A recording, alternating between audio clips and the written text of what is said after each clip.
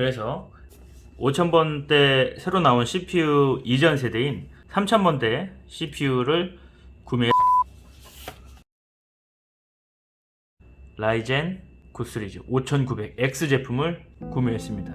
이 제품은 멀티팩 제품으로 CPU만 정품이지만 공급하는 건 이렇게 정품으로 공급하지만 패키징을 다르게 해서 저렴한 가격에 보다 단돈 몇만 원이라도 저렴한 가격에 나오는 제품이고요. 그래서 계획을 바꿨습니다. 싼 제품을 비싸게 주고 사면 좀 자신이 좀 호구가 되는 것 같아서 그래서 비싼 제품을 비싸게 주고 구매하기로 했습니다. 그래서 라이젠 젠3죠. 그래서 CPU를 다시 변경했습니다.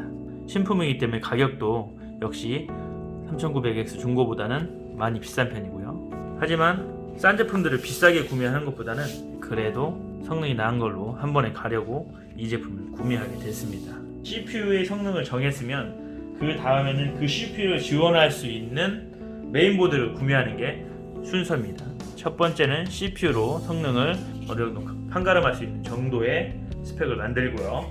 그 다음에는 제가 구매한 제품은 메인보드 중에서 아수스 또는 에이수스라고 부르죠. 옛날에는 아수스라고 많이 불렀습니다. 근데 어느 시간이 지남에 따라 이제 에이수스라고 부르는 그런 명칭으로도 부르고요. 그래서 아수스, 에이수스의 프라임 X570 프로 CSM이라는 모델을 구매하게 됐습니다. 이 메인보드는 보편화가 많이 되어 있어요. 아무래도 2년 전에 이제 출시를 했던 제품이고요. 최근까지 보다 더 고성능의 제품들이 이제 나오진 않고 동일 칩셋 X570에서 이제 더 등급이 높은 제품들이 나오긴 있지만 이제 보편적으로 이제 중간쯤 되는 그 정도 되는 메인보드라고 보면 됩니다. 물론 이제 고가 제품과 비교를 하면 중간쯤도 아니고 이제 거의 핫발입니다. 거의 핫발이가 되겠죠. 하지만 이 제품과 CPU를 함께 사용하기에는 부족함이 없는 그런 제품이라고 생각하고요. 지난 2년 동안 많은 사람들의 선택을 받았던 제품 중에 하나입니다. 저는 좀 더 저렴하게 구할 수 있어서 이 제품을 좀 더 저렴하게 구매해서 준비를 해봤습니다. 그래서 드래곤볼을 이렇게 두 가지를 우선 구매를 했죠. 가장 중요한 드래곤볼 중에 하나가 바로 CPU가 되겠고요. 그 다음에 해당 CPU를 안전하게 지원할 수 있는 메인보드가 되겠습니다. 이 X570 칩을 가지고 있는 메인보드는 출시한 지 좀 됐기 때문에 해당 제품에 대한 바이오스가 최신 바이오스가 업데이트가 안 돼 있을 수가 있습니다. 그랬을 때는 기존의 구형 라이젠 지난 세대 CPU를 이용해서 부팅을 한 다음에 이제 부팅이라고 하기 전에 CMOS에 들어갈 수 있게 만드는 거죠. 그래서 CMOS에 들어가서 최신 정식 바이오스로 업데이트를 향후 할 예정입니다. CPU와 메인보드를 선택을 했다면 그 다음에 선택해야 될 것들은 추가적으로 컴퓨터를 운영함에 있어서 필수적인 메모리가 있을 수 있습니다. 저는 오버클럭이 가능한 메모리를 준비했는데요. 좀 생소한 그런 브랜드 제품입니다. OCPC라고 이제 알아보니까 미국 제품 같아요. 우리가 뭐 G스킬이나 이런 제품들 많이 쓰잖아요. 그런데 저는 좀 계약보다 처음에 초기 계약보다 금전적으로 좀 오바를 한 상태이기 때문에 메모리는 좀 저가형 메모리로 구매를 했습니다. 물론 그러한 이유는 삼성전자에서 나오는 3200 속도를 지원하는 시금치 램이 있죠. DDR4 3200 속도를 지원하는 제품이 있습니다. 그런데 그 제품을 사서 별도로 방열판을 구매해서 장착하는 비용과 따져보니까 이렇게 방열판이 달려있고 LED도 지원하는 제품이 가격이 저렴하게 있어서 저는 가격 비교를 해본 다음에 이 제품을 구매하게 됐습니다. 메모리를 판매하는 회사에 문의를 해서 해당 보드를 바이오스 업데이트 한 후에 지금 제가 구매한 CPU와 함께 사용할 수 있는지에 대한 문의를 한번 해봤습니다. 그랬더니 업데이트를 하면 사용하는데 문제가 없을 것 같다는 답변을 받고 이 제품을 구매했습니다. 그래서 물건을 구매할 때는 CPU와 보드와의 매칭이 잘 되는지도 알아봐야 되고요. 모를 경우는 판매사나 제조사에 연락을 해서 확인할 필요성은 있습니다. 우선 전 답변은 가능할 것 같다는 답변을 받아서 구매를 하게 됐습니다. 자, 그 다음에 가장 중요한 게 또 비싼 부품이 하나 또 남았어요. 요즘은 참 재밌는 세상이 됐습니다. 예전 같지 않고 옛날에 가장 큰 부품이라고 하면 메인보드가 있었잖아요. 지금은 메인보드보다 더 큰 부품이 그래픽카드가 된 것 같습니다. 박스 패키징이 더 커요. 좀 무게도 훨씬 더 나가고요. 물론 이제 금속 방열판이 있으니까, 냉각팬이 있으니까 그렇게 나가기도 하겠지만 굉장히 부담스러운 무게입니다. 자, 제가 구매한 그래픽카드는 사실은 이렇게 고가의 제품까지는 구매하려고 하지 않았던 초기 계획과 달리 RTX 3070 제품을 구매하게 됐습니다. 지금 시기가 비트코인의 상승, 가상화폐죠. 비트코인의 상승에 힘입어 국내외 채굴업자들이 이런 그래픽카드를 싹쓸이하고 있다고 합니다. 그래서 물량이 부족한 관계로 국내에 유입될 그래픽카드가 유입이 늦어지면서 품귀 현상이 생겼죠. 그래서 저가의 제품들까지 2배 가까이 오르고 거품이 엄청 심해졌죠. 더군다나 2060 같은 제품은 30만원 이하대에 구매하거나 이랬을 제품인데 그 제품 역시 7-80만원 부르는 게 값인 형태가 됐어요.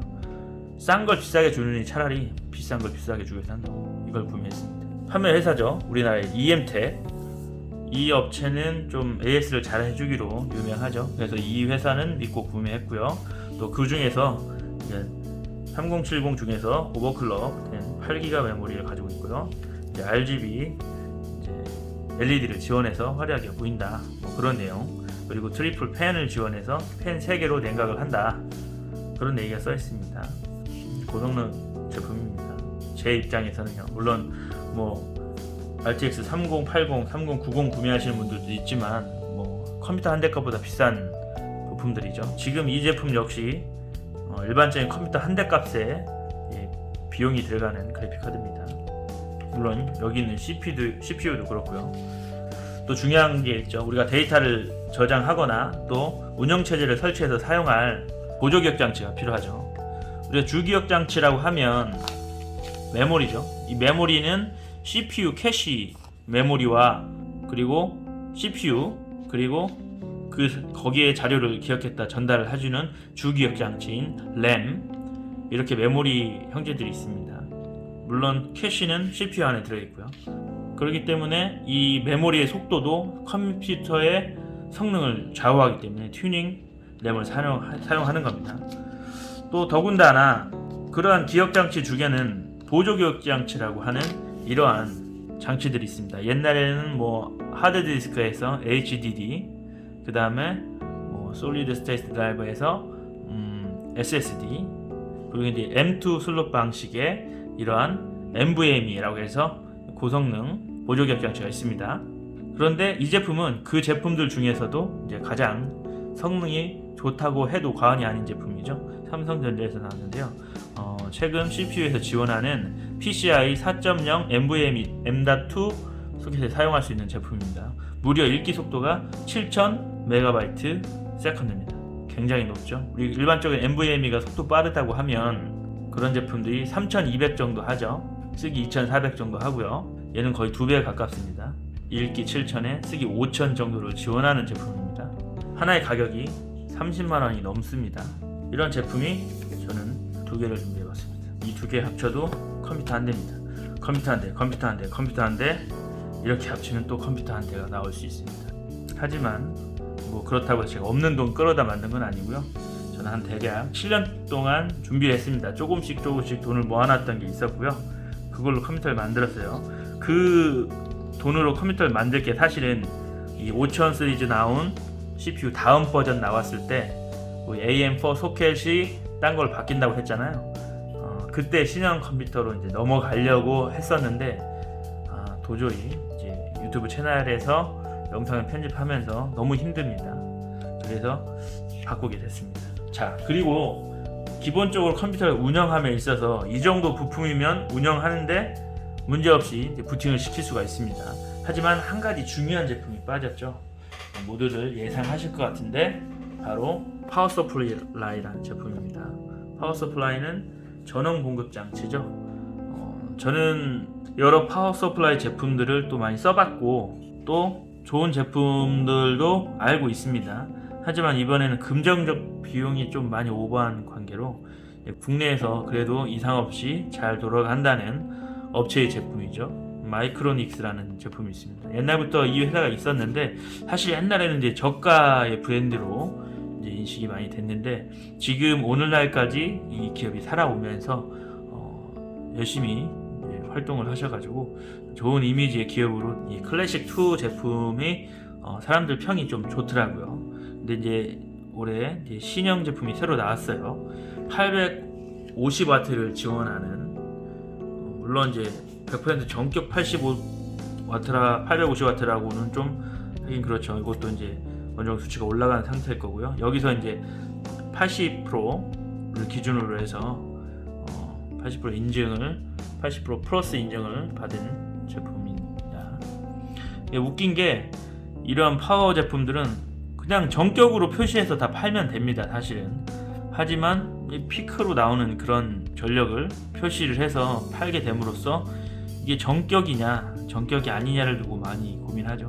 그래서 저는 구매할 때 필요한 파워를 어떻게 계산을 하냐면 이제 각종 사이트 같은 데서 내가 설치할 PC 부품들의 소비 전력을 대략 계산합니다. 그러면은 저 같은 경우는 이번에 할 때 좀 많이 끌어올려서 계산을 해보니까 650W 정도 수준의 전력이 나왔어요. 그런데 제가 850W 제품을 구매했습니다. 이유는 이 850W에서 80% 보증이니까 80% 인증이니까 전 80% 정도로 계산한 겁니다. 쉽게 앞자리만 해도 88에 64아닙니까? 그럼 600 대충 50W 정도 나오는 거죠. 그죠? 제가 650W 정도 쓸 거라는 가정하에 그러면 이 제품은 650W 정도는 지원한다고 믿을 수 있겠습니다. 80% 플러스 제품이니까요. 전 그렇게 계산합니다. 단순하게 역률이니 효율이니 다 필요 없고요. 어차피 업체들이 써놓은 얘기는 다 좋은 얘기만 써 있으니까요. 그리고 또 하나 본 거 여기 보시면 화면에 이렇게 보이죠? 10년 워런티입니다. 자, 근데 이 제품이 출시한 지 얼마 안 됐는데 좀 문제가 있었어요. 출시를 해서 이 사일런트 모드라는 게 있죠. 이게 버튼을 눌러서 파워 서플라이가 어느 정도 온도가 도달하기 전까지는 냉각팬이 작동하지 않아서 소음을 줄이는 기술입니다. 그런데 그 버튼을 누르거나 하면 팬이 굉장히 고속으로 막 회전하고 풀파워로 도는 그런 불량이 나왔습니다. 거의 리콜에 준하는 수준으로 전량 교체를 해주고 있었죠. 그래서 좀 문제가 있었습니다. 그래서 이 제품을 거를까도 했는데 제가 가성비로 봤을 때 이 제품만한 게 또 없더라고요. 물론 이 제품도 적은 금액은 아닙니다. 비싼 금액이긴 하지만 850W 제품 중에서 가성비에 10년 보증하니까 구매를 했습니다. 어차피 기계라는 것 자체가 쓰기도 전에 또는 쓰다 보면 다 고장이 납니다. 그래서 AS 기간이 있는 거고요. 보증이 있는 겁니다. 그래서 보증을 받을 수 있는 제품들을 구매하면 됩니다. 그래서 저는 이 제품을 구매해서 토탈 이러한 제품들을 가지고 컴퓨터를 조립할 예정입니다. 그래서 지금은 컴퓨터 조립 전야로 이렇게 제품에 대한 이야기를 한번 해봤습니다. 그래서 이러한 부품들로 제가 컴퓨터를 만들 것이고요. 우선 이 영상에 나오지 않은 제품이 또 있죠. 케이스, 또 뭐 키보드 마우스가 있는데 주변 장치는 제외하고요. 케이스는 지금 잠깐 고민하고 있습니다. 제가 이 제품들을 오픈 케이스로 쓸 것인가 아니면 케이스를 살 것인가 아니면 케이스를 만들 것인가 고민을 하고 있어요. 최종적으로 제가 구매한 CPU는 멀티팩이며 이 5900S는 기본 쿨러가 포함되어 있지 않습니다. 즉 오버클럭이 가능한 제품이고 고성능의 제품이기 때문에 발열량을 기본 쿨러로 감당할 수 없다. 제조사에서부터. 하지만 저는 기본적으로 3900X의 기본 쿨러를 하나 가지고 있습니다. 자, 기본 세팅은 이 쿨러로 할 예정입니다. 그래서 제가 컴퓨터 조립에 있어서 조립하는 형태가 어떻게 될 것인지 간략하게 설명을 드리면 이러한 부품들을 드래곤볼을 다 모았으니까 우선 저는 누드 테스트를 할 거예요. 누드 테스트는 뭐냐면 컴퓨터를 조립하기 전에 제품들을 케이스에 넣지 않고 조립한 상태에서 정상적으로 부팅이 되는지를 확인하고 제가 구매한 메인보드의 바이오스를 확인한 다음에 최신 바이오스로 업데이트를 해줄 겁니다. 바이오스 업데이트가 끝나면 기본적으로 누드 상태에서 반조립 형태로 조립해서 만들어 놓고요. 그때는 이 기본 쿨러를 가지고 3900X에 있던 이 기본 쿨러, 이 펜을 가지고 기본적인 사용, 오버클럭 없이 기본 사양으로 사용을 할 때는 컴퓨터가 온도에 맞춰서 알아서 성능을 줄이기 때문에 부담 가지 않습니다. 이 쿨러로 돌려도 됩니다. 돌려서 기본 세팅할 겁니다. 윈도우 깔고 기본적인 프로그램도 깔고 해서 이제 시스템적으로 안정화가 되면 그 다음에 제가 할 것은 이런 고사양 컴퓨터에 필요한 순행 쿨러를 작업을 할 겁니다. 지금 우선적으로 순행 쿨러는 제가 일체형으로 사서 구매해서 사용할지 아니면 제가 직접 커스텀으로 만들어서 사용할지는 아직 확실히 정하지 않았지만 제 계약상에서는 우선 커스텀으로 순행 쿨러를 만들 생각입니다. 만들 때 어떻게 만들지는 저도 잘 아직 계획이 다 쓰진 않기 때문에 우선 기본적인 컴퓨터 세팅이 끝나고 사용을 하면서 이제 그것은 구상을 해서 제가 순행 쿨러로 진행해 나갈 겁니다. 지금 한 가지 고민인 건 제가 구매한 제품들이 가격대가 있는 제품이라 그런지 이거 저울에 달아도 무게가 상당합니다. 뭐 그래픽 카드 엄청나고요. 옛날엔 별거 아니던 파워가 지금 엄청나게 무거워졌습니다. 돌덩이를 집어넣은 것 같아요. 메인보드는 오히려 초라해졌어요. 옛날에는 메인보드가 좀 우아할 소리로 나올 정도로 웅장했는데 초라해졌습니다. CPU 뭐 가벼우니까. 쿨러 3900X 쿨러도 무거운 편입니다. 메모리 기본 메모리보다는 좀 무거워졌고요. 물론 대신 이제 하드디스크가 안 들어가고 SSD가 안 들어가고 그래서 보조 격정 장치는 가벼워졌습니다. 하지만 그래픽 카드가 엄청난 무게를 또 자랑하고 있습니다. 그래서 얘네들을 이렇게 버틸 수 있는 형태, 거치할 수 있는 것을 어떻게 만들지 한번 고민 중에 있습니다. 굉장히 좀 무식하게 만들 수도 있어요. 누가 보면 뭐 이런 부품 구해놓고 뭔 케이스를 이렇게 허접하게 만들었지 할 정도로 만들 수 있을 것 같습니다. 차후에 보여드리고요. 어쨌든 자, 이렇게 프롤로그로 제가 다음 DIY 할 것을 한번 설명을 했습니다. 이것이 바로 저의 PC 조립 부품이 되겠습니다. 모여라 드래곤볼 다 모았습니다. 자, 그러면 다음에 PC 조립을 하면서 설명을 더 해나가도록 하겠습니다. 그럼 저는 다음 시간에 뵐게요.